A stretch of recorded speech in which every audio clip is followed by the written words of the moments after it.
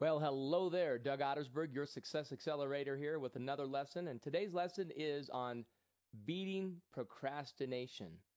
And I really wanted to get started on this today, but I think we'll probably get going on this a little bit later. Nah, just kidding. Now, Sally Berger said the secret of getting ahead is just getting started. So let's go ahead and get started right now on beating procrastination.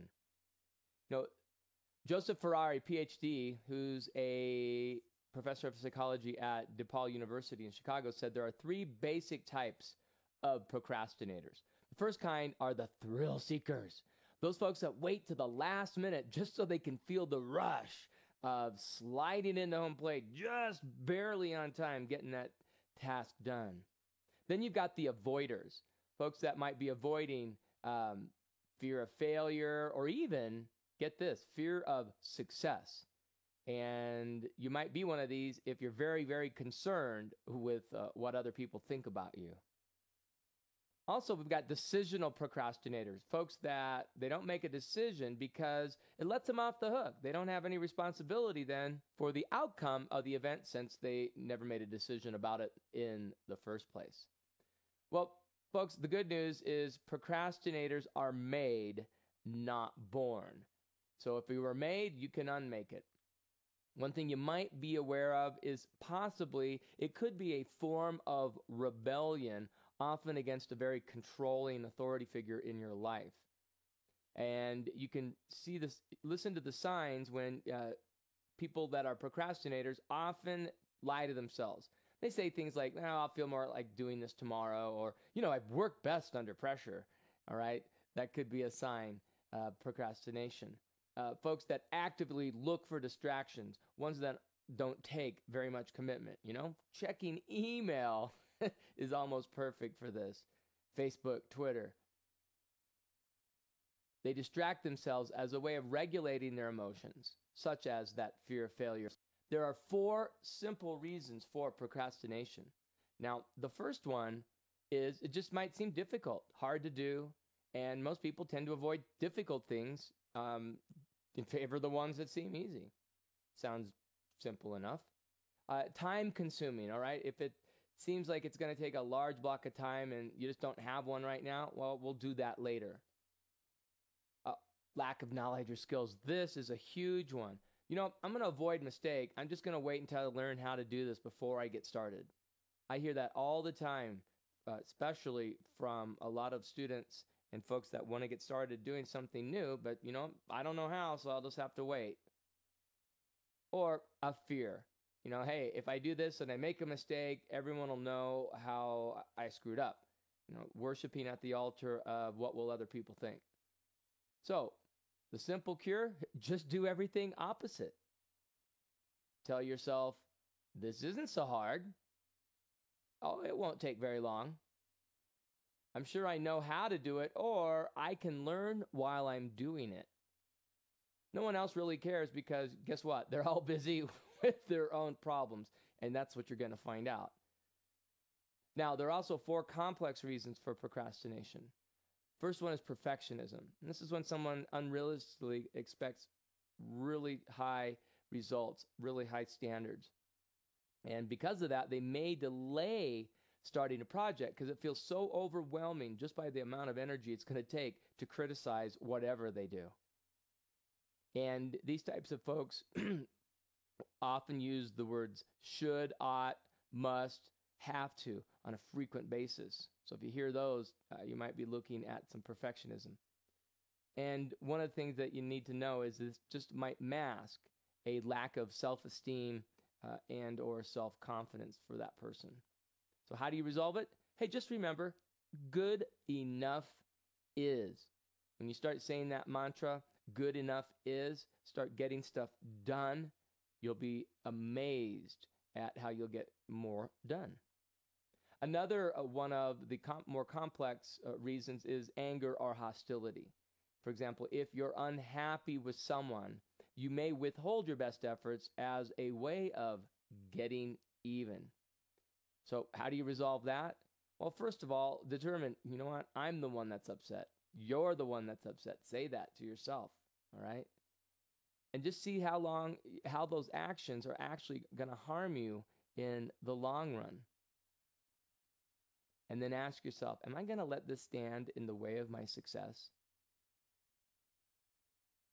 Another one is low frustration tolerance. You get overwhelmed easily. Situations seem intolerable or actually unfair.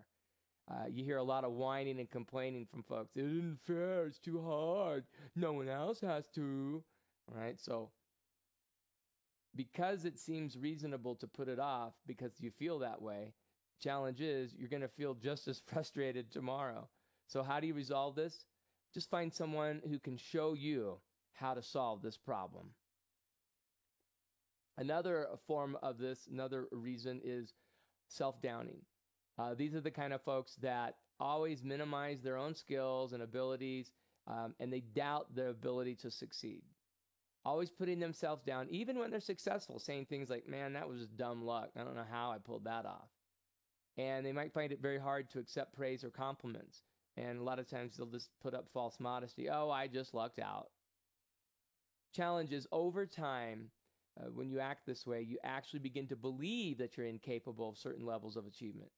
And this results in procrastination because, look, when you're uncomfortable with success, you're going to find ways to become less successful and less visible. So how do you resolve that?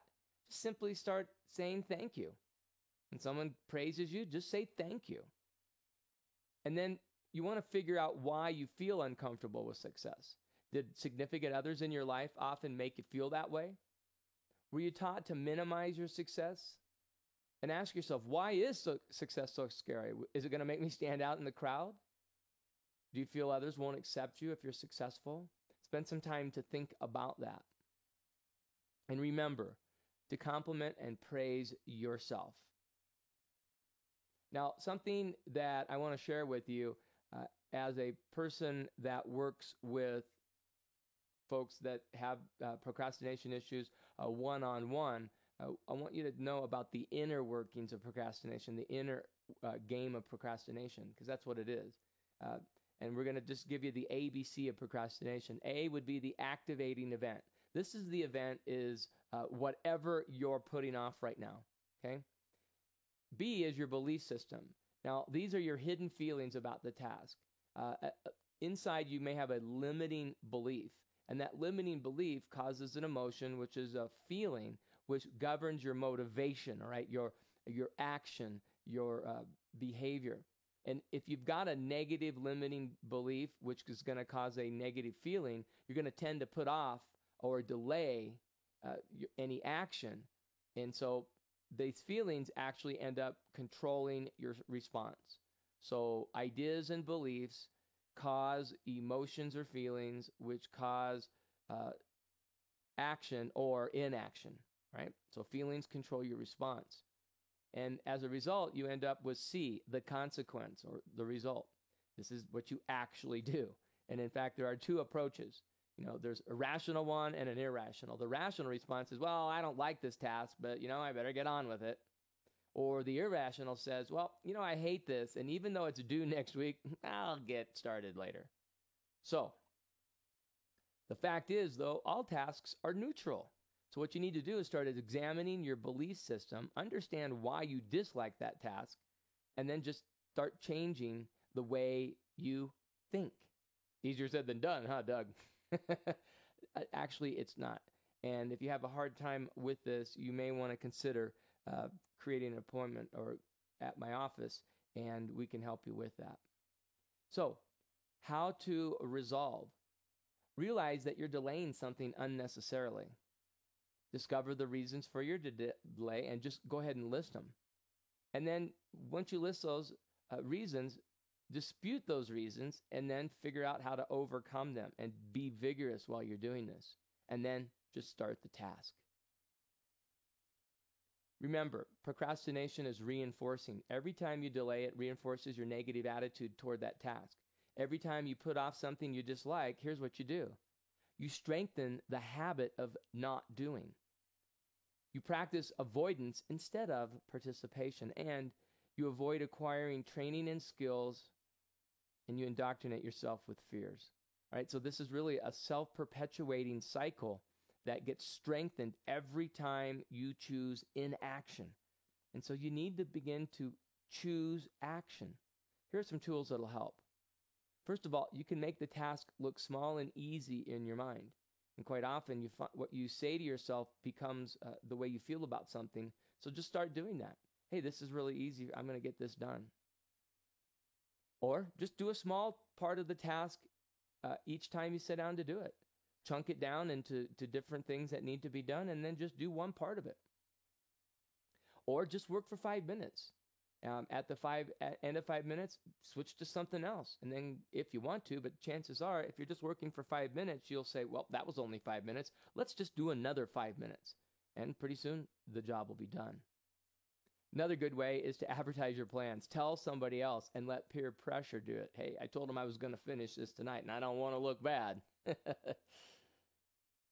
Also, you can use a friend as a role model. And if you've got trouble concentrating, find someone that doesn't and see if they'll let you work next to them. Or you can modify your environment. If you can't work at home, find a place where you can, or change your situation at home.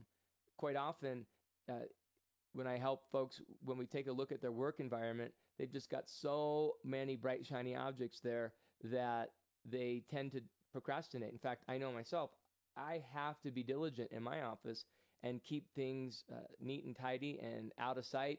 In fact, there will be times when I accumulate things in my office where I need to just move them to a different room so that my office looks clean and neat and free of distractions.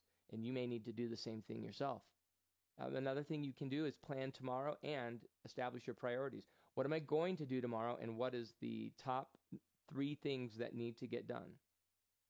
And listen, I want you to expect some backsliding. Don't expect to be perfect even when you're trying to get rid of perfectionism.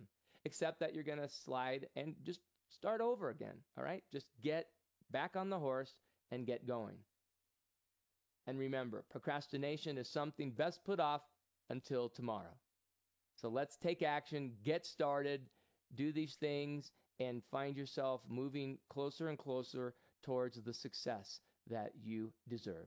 This is Doug O, your Success Accelerator, and I can't wait to hear about your results. Do it today, though, all right? Talk to you soon.